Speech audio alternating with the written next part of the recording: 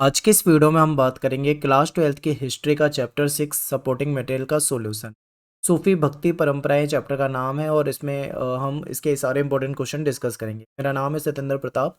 आप मुझे इंस्टाग्राम पे फॉलो कर सकते हो, एकलव्य स्टडी पॉइंट मेरा यूज़र नेम है। और ये जो वीडियो है ये हम हिंदी में करने वाले हैं, यानी कि सपोर्टिंग मटेरियल का जो सॉल्यूशन करेंगे वो पूरा हिंदी में होगा। ठीक है, तो सबसे पहले शॉर्ट क्वेश्चन करते हैं, इसके बाद एमसीक्यू करेंगे, फिर लॉन्ग क्वेश्चन की तरफ चलेंगे। तो पहला क्वेश्चन है कि उलमा जो है वो कौन थे। तो उलमा जो है वो इस्लाम धर्म के ज्ञाता थे। ठीक है, सेकंड क्वेश्चन है कि सूफीवाद से क्या तात्पर्य है। तो ये जो सूफीवाद वर्ड है ये 19वीं शताब्दी में छपा था, अंग्रेजी। ठीक है, ये एक अंग्रेजी शब्द है। और सूफीवाद के लिए इस्लामी ग्रंथों में तसव्वुफ शब्द का इस्तेमाल किया जाता है। इस्लाम में कुछ आध्यात्मिक लोगों का जो झुकाव था वो रहस्यवाद की तरफ था और वैराग्य की तरफ था, यानी जो घर बार छोड़ देते हैं, वैराग्य को अपनाते हैं। इस तरफ जिन लोगों का रुझान बढ़ा उन्हें ही बाद में सूफी कहा जाने लगा और ये आगे चल के सूफीवाद बन गया था। क्वेश्चन नंबर 3 है, बाबा फरीद ने किस भाषा में काव्य रचना की और वह किस भाषा में संकलित है। तो पंजाबी भाषा में की। ठीक है, नेक्स्ट क्वेश्चन है कि पद्मावत के रचयिता जो है वो कौन है। तो वो मलिक मोहम्मद जैसी है। अगला क्वेश्चन है कि मुस्लिम संतों की दरगाह पर भक्त लोग क्यों आते थे। तो ये जियारत करने आते थे और आस्था प्रकट करने।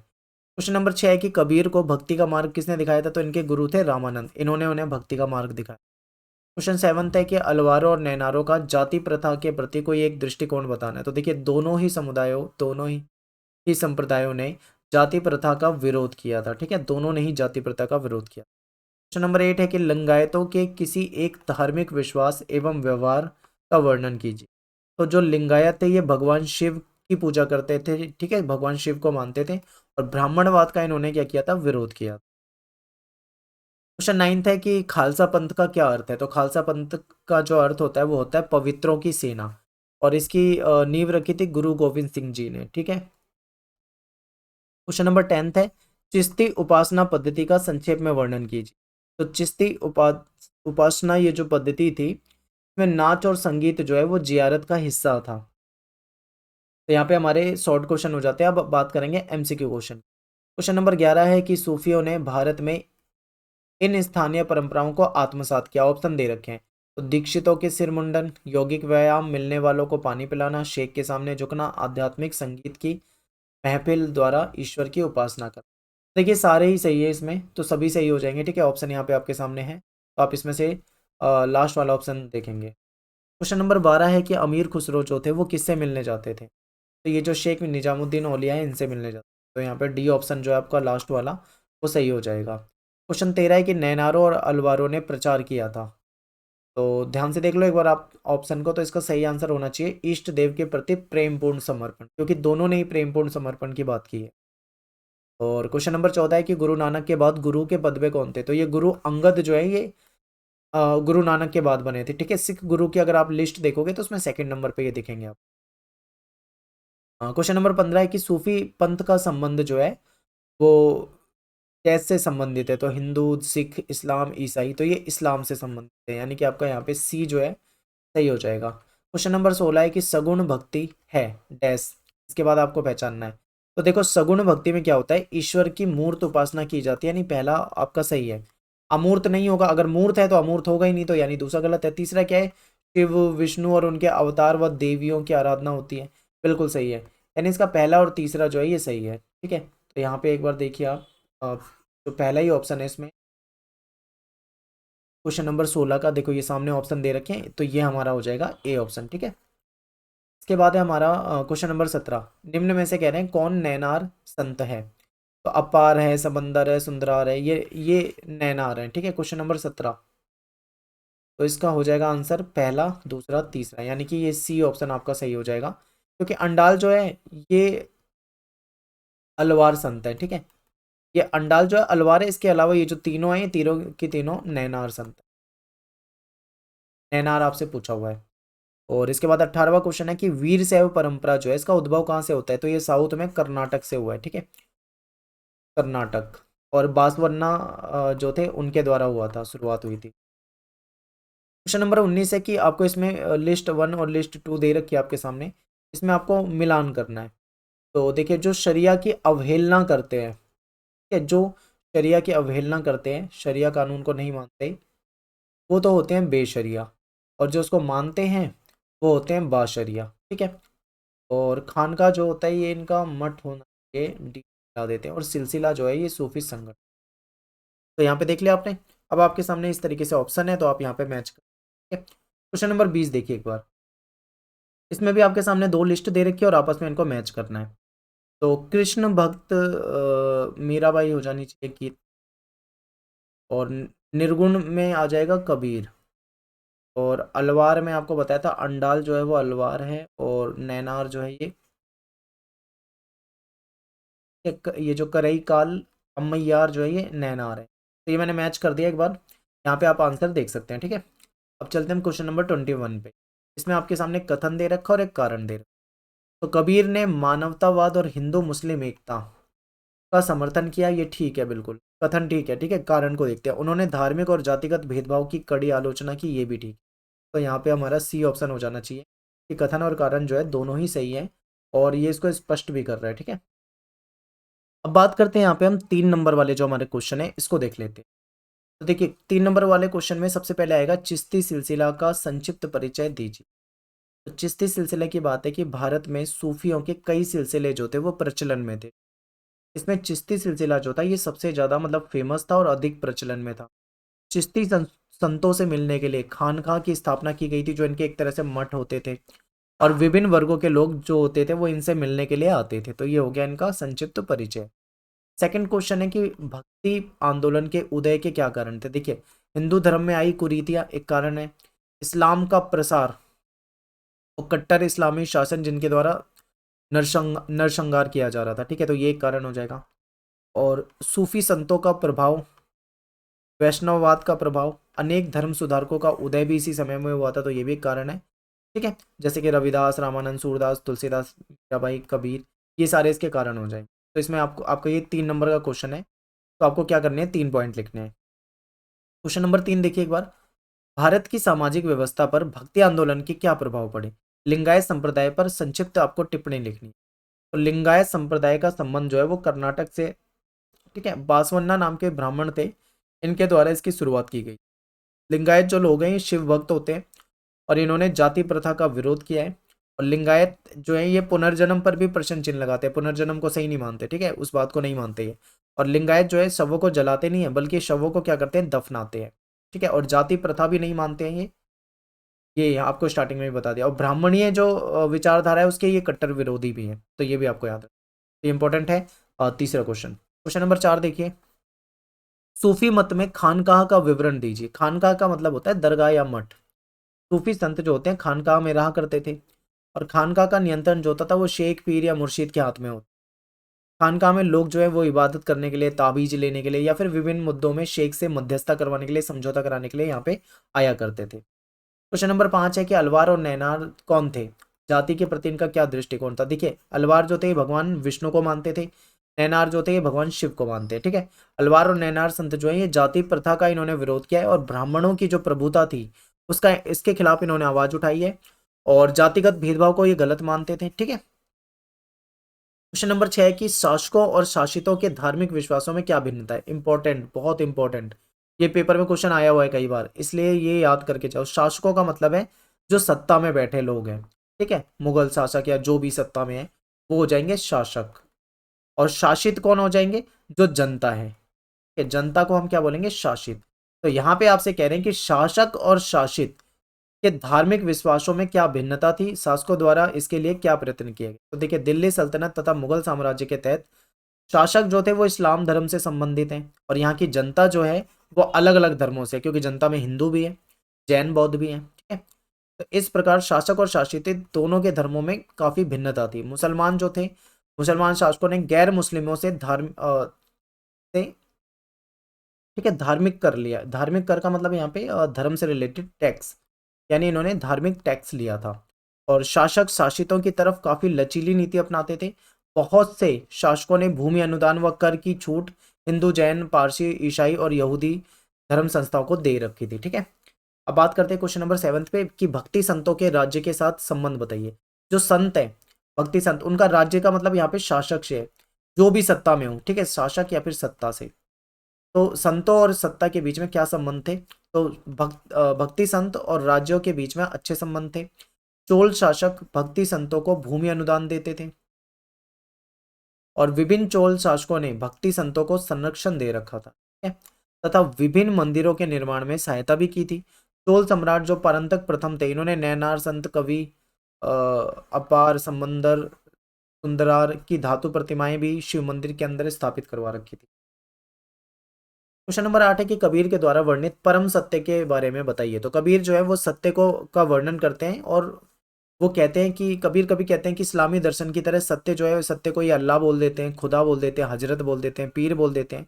और वेदांत दर्शन के से भी प्रभावित हैं, ये सत्य को अलख बोल देते हैं, अदृश्य बोल देते हैं, निराकार बोल देते हैं, ब्राह्मण, आत्मन कह के संबोधित करते थे। तो इनके अनुसार परम सत्य की यही परिभाषा थी, तो ये आपको याद रखनी है। क्वेश्चन नंबर 9 है कि वीरशैव कौन थे और समाज में प्रचलित कौन सी बुराइयों का इन्होंने विरोध करा था।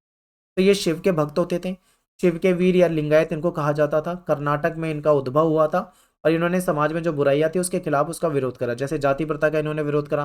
धर्मशास्त्र में जो बताए गए श्राद्ध संस्कार थे वो इसको नहीं मानते थे। ये जलाते नहीं बल्कि दफनाते थे शरीर को, ठीक है। और पुनर्जन्म के सिद्धांत पर इन्होंने क्वेश्चन मार्क लगा दिया था।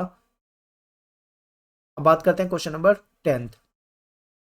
इस्लाम धर्म की उन विशेषताओं को स्पष्ट कीजिए जिनकी मदद से ये धर्म जो है पूरे महाद्वीप में फैल गया, उपमहाद्वीप में।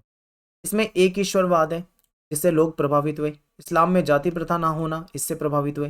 हिंदू धर्म में आई कुरीतियां भी एक कारण है और इस्लाम की तरफ आकर्षित हुए। और मुगल शासकों के द्वारा तलवार के डर से भी लोगों ने इस्लाम को स्वीकार करा। तो भारतीय जो ज्यादातर जो है उन्होंने यही किया था, ठीक है, तलवार के डर से।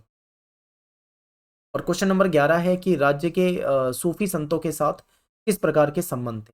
अब देखो, सूफी संतों के साथ राज्य के कैसे संबंध थे। तो चिश्ती संप्रदाय संयम और सादगी का जीवन बिताते थे। सत्ता से दूर रहने पे बल दिया करते थे, ठीक है। यदि सत्ताधारी वर्ग बिना मांगे अनुदान या भेंट इनको दे तो सूफी संत जो थे उसको स्वीकार करते थे। सुल्तान द्वारा खानका को टैक्स मुक्त भूमि अनुदान दी गई, ठीक है।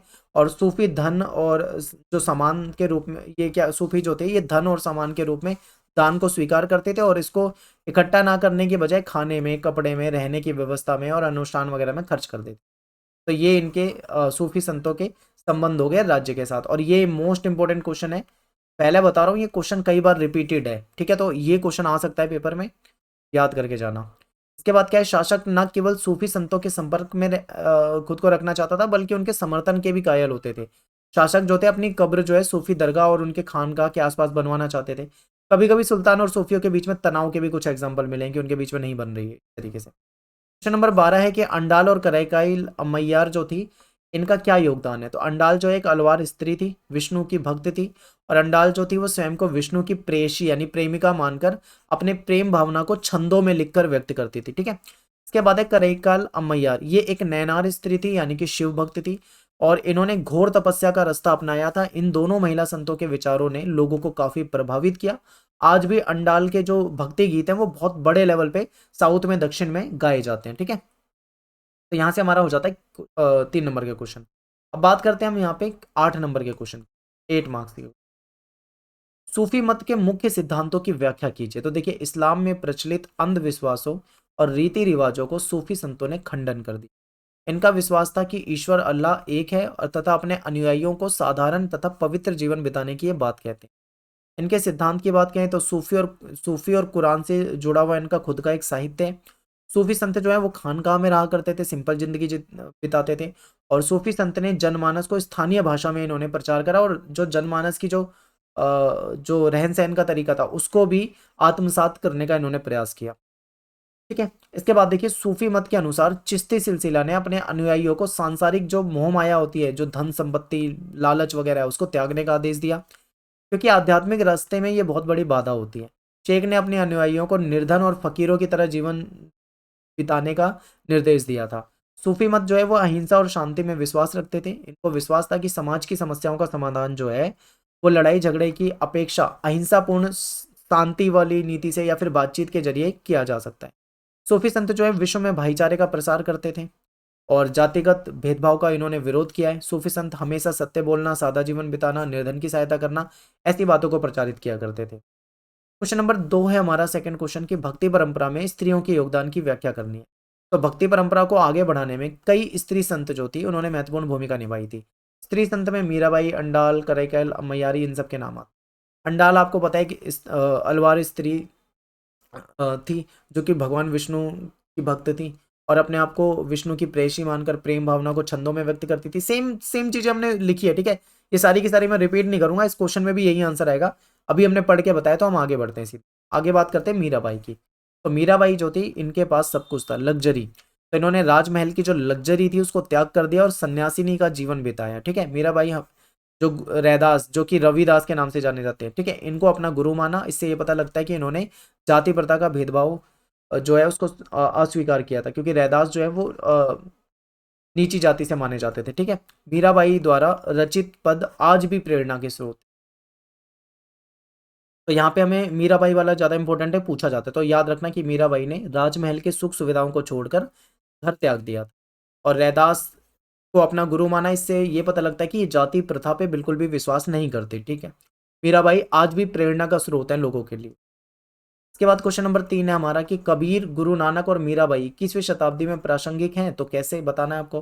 तो कबीर, गुरु नानक और मीराबाई आज भी प्रासंगिक है, क्योंकि आज भी इन महान संतों के विचार जो है वो समाज को प्रभावित कर रहे हैं। इन संतों ने धार्मिक जो रूढ़िवादिता थी उस पर कठोर प्रहार किया। जाति प्रथा, भेदभाव, जो कुरीति थी समाज में, उसकी इन्होंने खुलकर आलोचना करी और इंसान को इंसानियत की इन्होंने सीख दी, ठीक है। संत कबीर जो थे, ये हिंदू और मुस्लिम की जो धार्मिक रूढ़िवादी परंपरा होती थी उसका इन्होंने विरोध किया और एक ईश्वरवाद को ये मानते थे। कबीर ने मूर्ति पूजा का भी विरोध किया था। इन्होंने हिंदू और मुस्लिम दोनों ही धर्मों की जो कुरीति थी उसको सामने रखा। गुरु नानक की बात करें तो निर्गुण भक्ति का इन्होंने प्रचार किया। नानक जी जो थे वो धार्मिक आडंबर को सही नहीं मानते थे, जैसे यज्ञ हो गया, अनुष्ठानिक स्नान हो गया, या मूर्ति पूजा हो गई, या कठोर तपस्या हो गया, इसको नहीं सही मानते थे, ठीक है। ये इन्होंने हिंदू मुस्लिम धर्म के ग्रंथों को भी क्या करा, नकार दिया था। नानक जी ने रब को निराकार बताया, यानी उस ईश्वर का कोई आकार नहीं है। उपासना का एक सरल तरीका स्मरण करना बताया कि आप कहीं पे भी बैठ के स्मरण कर सकते हो और अपनी उपासना इससे कर सकते हो। यानी ये जो धार्मिक आडंबर जो इनको लगते थे वो करने की जरूरत नहीं है, ऐसा गुरु नानक जी ने कहा। मीराबाई की बात करें तो आपको पता ही है, इन्होंने राजमहल को छोड़ दिया था, रैदास को अपना गुरु बनाया, ठीक है। ये इधर उधर भटकती रहती थी, अपने गीत गाती रहती थी। तो ये चीजें हैं, आज भी मतलब प्रेरणा का स्रोत है ये। क्वेश्चन नंबर 4 है, कबीर एक समाज सुधारक थे। कबीर की शिक्षाओं में आपको बताना है, उनकी समीक्षा करनी है। तो कबीर एक महान समाज सुधारक थे। इन्होंने समाज में जो धार्मिक कट्टरता थी, जो रूढ़िवादी परंपरा थी, जो जाति प्रथा जैसी कुरीति थी, जो सामाजिक भेदभाव होते थे, ये मुद्दे उठाए, जो कि बहुत बड़ी बात होती थी उस समय में उठा। कबीर की शिक्षा की बात करें तो कबीर जो है परम सत्य को अल्लाह, खुदा, हजरत, पीर कहते हैं। इसको अलख, निराकार, ब्राह्मण, आत्मन भी कहते हैं। एक ईश्वरवाद को मानते हैं, मूर्ति पूजा का विरोध करते हैं, बहुदेववाद का विरोध करते हैं। हिंदू मुस्लिम एकता पे बल दिया इन्होंने। हिंदू मुस्लिम दोनों की धार्मिक जो कुरीति थी उस पर आघात किया। रूढ़िवादी परंपराओं का विरोध किया। इसलिए जो कबीर, जो हिंदू थे वो भी कबीर का विरोध करते थे और जो मुस्लिम थे वो भी करते थे, क्योंकि ये कई बार उनकी धार्मिक चीजों से रिलेटेड कुछ जो जो भी कुरीतियां थी उस पर बोल देते थे, जो कि कई लोगों को पसंद नहीं आता था, ठीक है। क्वेश्चन नंबर 5 है कि सूफी संतों के राज्य के साथ संबंधों पर प्रकाश डालो। देखिए सेम क्वेश्चन है, मैं 3 नंबर के क्वेश्चन में भी सेम क्वेश्चन आपको बता चुका हूं, वहां पे भी ये पूछा हुआ था, तो मैं इसको दोबारा नहीं पढ़ूंगा क्योंकि सब कुछ आपके सामने एक बार स्क्रीन पे देख लो, एक्सप्लेन कर चुका हूं, ठीक है। आगे बढ़ते हैं हम सीधा। क्वेश्चन नंबर 6, कबीर की प्रमुख शिक्षाएं बताएं। ये सब कुछ आपको बता चुका हूं मैं। सेम ही क्वेश्चन है, बार बार वही क्वेश्चन दे रखे हैं इन्होंने घुमा फिरा के। इसके बाद है, बाबा गुरु नानक की शिक्षाओं पर प्रकाश डालो। क्या ये नवीन धर्म स्थापित करना चाहते थे? नहीं। तो इनकी शिक्षाएं हैं कि इनकी जो शिक्षाएं इनके भजन और इनके उपदेशों में नहीं। ये निर्गुण भक्ति का प्रचार करा, बाहरी आडंबर को नहीं माना, यज्ञ, अनुष्ठानिक स्नान, मूर्ति पूजा, इन सब का इन्होंने विरोध किया, ठीक है। और हिंदू मुस्लिम के जो धर्म ग्रंथ थे उसको भी नहीं माना इन्होंने। रब को निराकार बताया और स्मरण के द्वारा इन्होंने इबादत करने का, पूजा करने का, उपासना करने का तरीका बताया, ठीक है। गुरु नानक जी कोई नवीन धर्म स्थापित नहीं करना चाहते थे। 8वां क्वेश्चन है कि लिंगायत कौन थे और जाति प्रथा के विशेष संदर्भ में इनके बारे में आपको बताना है कि धार्मिक क्षेत्र में इनका क्या योगदान रहा है। तो ये देखिए, ये 12वीं शताब्दी में कर्नाटक में एक नए नवीन आंदोलन का उद्भव हुआ था, ठीक है। इसका नेतृत्व जो है बासवन्ना नाम के एक ब्राह्मण थे, इन्होंने किया था। और ये इनके जो अनुयायी हैं वो वीर शैव या लिंगायत कहते हैं। वीर शैव का मतलब है शिव के वीर और लिंगायत का मतलब है लिंग धारण करने वाले, क्योंकि अपने लेफ्ट कंधे पे एक चांदी का लिंग जो है वो धारण करते हैं, ठीक है। और जाति प्रथा के संदर्भ में सामाजिक और धार्मिक क्षेत्र में इनका क्या योगदान है? देखिए, लिंगायतों ने जाति प्रथा का विरोध किया। इन्होंने जाति की अवधारणा और जो समुदाय को दूषित मान लिया जाता है उसका खुलकर विरोध करा। पुनर्जन्म की बात भी ये नहीं मानते हैं। इनका मानना है कि मृत्यु के बाद भक्त जो है वो शिव में लीन हो जाएंगे और दोबारा संसार में नहीं लौटेंगे। ठीक है। इन्होंने धर्मशास्त्रों में जो नियम दिए हुए हैं उसको भी स्वीकार नहीं करा। वयस्क विवाह और विधवा पुनर्विवाह को इन्होंने मान्यता दी थी। ठीक है। और इसके बाद 9वां क्वेश्चन है, संत कवयित्री मीराबाई के जीवन के बारे में आपको यहाँ पे बताना है और उन्होंने समाज में जो प्रचलित मान्यताएं थी उसका उल्लंघन किस प्रकार किया ये आपको बताना है। तो देखिए, जो मीराबाई थी, इनकी जीवनी इनके द्वारा लिखे गए भजनों के आधार पर संकलित की गई। और मीराबाई मारवाड़ के मेड़ता जिले में राजपूत राजकुमारी थी। इनका विवाह इनकी मर्जी के खिलाफ हुआ था। और क्या हुआ कि इनको विष देने का, जहर देने का भी प्रयास किया गया था, लेकिन ये बच गई थी। इन्होंने पति की आज्ञा की अवहेलना की और पत्नी और माँ के दायित्व को मानने से निभाने से इनकार कर दिया। मीराबाई जो थी वो विष्णु के अवतार श्री कृष्ण को अपना एकमात्र पति स्वीकार कर चुकी थी। तो इसलिए इनके ससुराल वाले थे, इन्होंने उसको जहर दे दिया, लेकिन ये बचकर भाग गई। राजभवन से निकलकर घुमक्कड़ गायिका बन गई और जो इनके मन में जो चीजें आती थी, अंतर्मन के भाव थे, उनको गीतों के द्वारा सामने रखती थी। इनके गुरु जो थे वो रैदास थे, जो कि एक जाति से चर्मकार थे। और इससे पता लगता है कि इन्होंने जातिवादी परंपरा को नहीं माना है। मीराबाई ने राजमहल की सारी सुख सुविधा जो थी उसको त्याग कर विधवा के सफेद वस्त्र धारण करके एक सन्यासिनी वाला जीवन बिताया। ठीक है। क्वेश्चन 10th है, शेख निजामुद्दीन औलिया के खानका के जीवन की मुख्य विशेषता बताओ। ये भी आता है पेपर में। तो देखिए, जो औलिया जो थे, इनकी खानका जो उस समय दिल्ली के शहर की बाहरी सीमा यमुना नदी के किनारे ग्यासपुर में होती थी। यहाँ कई छोटे छोटे कमरे और एक बड़ा सा हॉल था। यहाँ पे सहवासी और अतिथि वगैरह जो थे वो उपासना करा करते थे। सहवासियों में शेख, जो सहवासी का मतलब यहाँ पे जो साथ में रहने वाले हैं, ठीक है, ये इसमें शेख का परिवार होता था और सेवक और इनके अनुयायी होते थे। शेख जो है छोटे कमरे में छत पर रहते थे जहां मेहमानों से मिला करते थे। ये खानका को चारों ओर से दीवार से घेरा घेरा बना रखा था। यहाँ पे लंगर हुआ करता था और सभी तबके के लोग आते थे, सिपाही, गुलाम, व्यापारी, कवि, राहगीर, धनी, निर्धन। ठीक है। ये अनुयायी बनने आते थे, इबादत करने आते थे, ताबीज लेने आते थे। कोई लड़ाई झगड़ा हो तो उसमें मध्यस्थता करवाने भी आते थे। शेख के सामने झुकना, मिलने वालों को पानी पिलाना, दीक्षितों का सरमुंडन करना, यौगिक व्यायाम, व्यवहार, ये सारी चीजें करती थी। इससे पता लगता है कि इन्होंने स्थानीय परंपरा को भी अपनाने का प्रयास किया था। ठीक है। तो यहाँ पे देखिए हमारा सारे क्वेश्चन हो जाते हैं। चैप्टर बड़ा है और इसमें से काफी सारे क्वेश्चन और सारे इंपॉर्टेंट क्वेश्चन जो है मैंने यहाँ पे डिस्कस कर दिए। तो बहुत इंपॉर्टेंट क्वेश्चन है और आप इन सबको देखिए और हमारे टेलीग्राम ग्रुप में जुड़ जाइए। क्लास 12 ईएसपी न्यू ग्रुप है। मिलते हैं नेक्स्ट वीडियो में। थैंक्स फॉर वॉचिंग सभी को। जय हिंद, जय भारत।